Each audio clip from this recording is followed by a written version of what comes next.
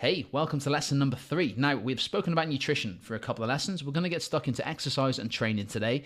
And the reason behind this lesson is that I don't want you to feel that you just need to follow a cookie cutter program and it needs to work for you. That's not going to happen. What needs to happen is you need to have a program that fits around your life, whether you've got 4 kids, whether you've got no kids, whether you work night shifts, whether you have got a busy social life. We can figure out a plan to work for you. And that's the beautiful thing about coaching. It works for every single person on planet Earth if it is fully customized. And the problem with a lot of kind of like stuff you'll find online is that the exercises given are just generic cookie cutter programs that just don't work for everybody. They might work for someone and you'll see it and be like, oh, they got an amazing shape, but it's not going to work for everybody. So we need to figure out what's going to work to create the perfect program for each individual. And that's what we're going to look at here, okay? So first up, training is made very overcomplicated. Exercise is made very overcomplicated. You'll see things on Instagram Reels, on TikTok of people doing backflips and doing bicep curls at the same time. That's not realistic. What we need to focus on is making sure the basics are done consistently, okay? So we're going to forget complicated fitness plans and endless hours at the gym. You don't need to spend every single waking hour at the gym. The path to real sustainable fitness comes down to mastering a few key fundamental principles that anyone, and I mean anyone, can implement regardless of what fitness level you're currently at or how busy your schedule is. And we're going to break down exactly what you need to know to transform your body and your health without becoming overwhelmed, without getting too confused about it. So simplicity beats complexity every single time. You do not need fancy workouts. You just need to be consistent, all right? Now, most people fail at fitness because they overcomplicate it. They're looking for fancy new trends. They jump from one trend to the other, never really giving any serious time to an approach. And they don't give it enough time to work anyway. So the truth is that basic, consistent actions repeated over time will outperform even the most sophisticated training program that you can't stick with. So we just need the basics, guys. I promise you this. It's the same with nutrition. Stick to the basics. Exercise, stick to the basics. I know it isn't sexy. I know it sounds boring, but it works, okay? So movement as medicine is the first thing we're going to look at here. So before we worry too much about specific workouts, we need to focus on your overall daily movement. It is a very underrated and underappreciated part of getting fitter, healthier, losing body fat, and just having more energy. So it's going to create the foundation for everything else you build upon it. So a daily step target is the first thing we're going to look at. Now, you've probably heard of this and the famous 10,000 steps a day. Now, 10,000 steps a day, ironically, is 10,000 because the Japanese company that came up with the idea, the number 10,000 in Japanese writing, I think it would be Japanese writing, wouldn't it? It looks like someone walking. So they said 10,000, boom. That's the reason why it's 10,000. Blew my mind when I first heard it. But it worked out that it was actually a fairly accurate kind of number to aim for. Now, we're looking realistically for 8 to 12,000 will be something I would say most people could achieve on a daily basis. Now, this doesn't have to happen all at once, all right? You can break it up throughout the course of your day. You don't have to do a half hour, 45-minute walk every single night to get this up. What I want you to focus on is little things like this, making sure you are parking further away from the shopping centre, making sure you are taking the stairs instead of taking the lift. These little things, these little habits can compound over time to make phenomenal changes to your physique and your overall health. Little things like that. So aim for between 8 to 12,000 every single day. If you go over 12,000, amazing, well done. But really do your best to get to 8,000. Now, if you've got a very sedentary job, and you might have, don't worry about hitting 8,000. Just do as many as you possibly can. And over time, that will creep up. I've got clients who started with me and they were doing 2,000 steps a day. And they just gradually worked on it. Now they're doing 10, 15, sometimes 20,000 on days just because it's become a habit.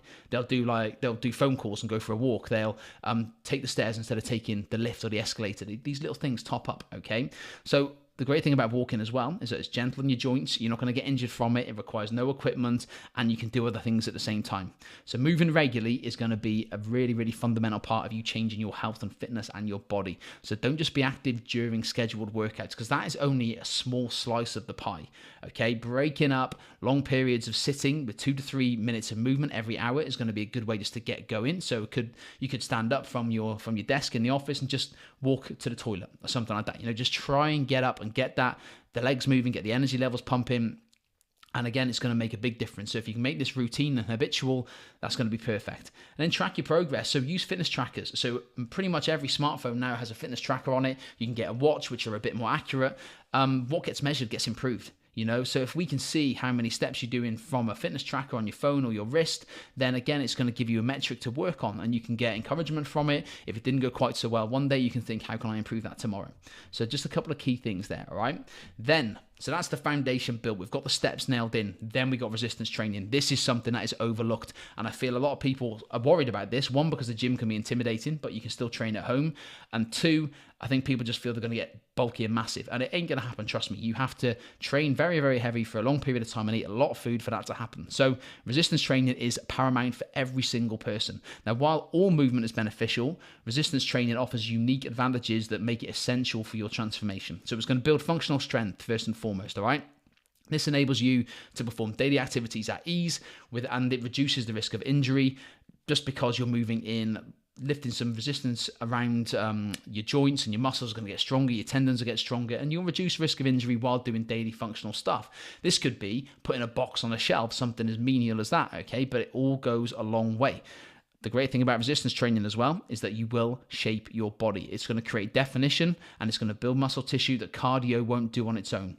It's going to help maintain muscle during weight loss as well, and it's going to help boost your metabolism.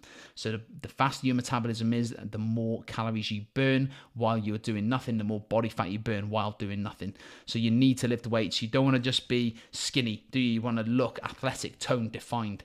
That's what we're after, and that's what lifting resistance will do for you, and it's going to protect your long-term health as well. So one of the great things about resistance training is it's great for bone density. Now, bone density means you get stronger bones. Now, this is paramount as we get older, because one of the key reasons people end up in hospital as they get over the age of 80 is that if they fall, they break bones and they end up in hospital, and that's not a good thing. So we want to avoid that. We want strong bones. Lifting weights will do that, okay? It's going to improve your insulin sensitivity. It's going to fight age-related muscle loss that generally starts and kicks in after the age of 30. So please, please, please do not underestimate the power of resistance training. It's going to make you look fantastic. It's going to build functional strength, and it's going to protect your long-term health. Now, a little simple training blueprint for you right now. So if we follow these principles to design an effect and a training approach that's going to fit your life, okay? So follow these principles: frequency, progression, exercise selection, and recovery. Recovery as well, very important, okay? Don't overlook that. So frequency is you're going to start with 2 to 3 resistance training sessions per week. It's going to give you enough stimulus to progress while giving you a bit of recovery time in between to also help you kind of recharge physically and mentally. Progression, so we're going to track your performance and aim to improve gradually. So it could be adding weight. It could be, so resistance weight, not adding weight on your body, adding resistance weight. It could be increasing the reps that you do. It could be reducing the rest time that you do. Progress is the goal, not perfection. So we're just going to track and progress slowly but surely. Exercise selection is important as well. So we need to focus on compound movements. So that would be things like squats, deadlifts, that kind of stuff. Using a lot of different muscles is a compound movement. It's going to work multiple muscle groups, anything that pushes, you've got pulls, you've got hinge movements, carries, these types of things. These are going to deliver you maximum results for the time you invest in them. And again, it's just going to help you in terms of all the functional stuff we spoke about, improving your long-term health and helping you look fantastic as well. And then recovery is a big one. It's overlooked by a lot of people. Prioritize your sleep and proper nutrition as much as you can. Your body doesn't change during the workouts, believe it or not. It changes during recovery periods. That's when you make the most progress. When you are resting, you need to create the stress and stimulus while you're training and you're exercising. And then when you're resting, that's when the progress happens. So we need to get enough rest and nourish your body well enough so it can recover adequately, so you get the most out of it as well, really. You get the most kind of benefit from the workouts that you've been doing. So consistency over intensity again. So consistency is a word I talk about a lot, and with good reason. So small actions are going to compound over time. Just like compounding interest with money grows exponentially, consistent small fitness actions create exponential physical results. If you're consistent with the small things, getting your steps in, drinking enough water, making sure you're resting, increasing the weight slowly but surely, increasing the reps, reducing the rest periods in between sets. These things compounded over time make phenomenal results. Then you've got the 1% rule. So aim to improve just 1% each week. This seems small, but if you compound it to over 50% improvement in the year, if you do that every single week, and that's awesome, isn't it? Leading to a dramatic transformation from there and identity shift. So as consistency builds, your self-image starts to change. You stop trying to exercise and you become someone who exercises. So it's not, I'm going to try and exercise consistently. You're just someone who does it on a consistent basis every single week, and it makes future consistency absolutely automatic. And when it's automated, that is when you start changing your life. It just takes a bit of practice. It takes a bit of motivation to get going and push through the hard times to stay consistent, but it will become seamless after a while. And this is where the magic happens. When you can make things automated, that is where the magic happens.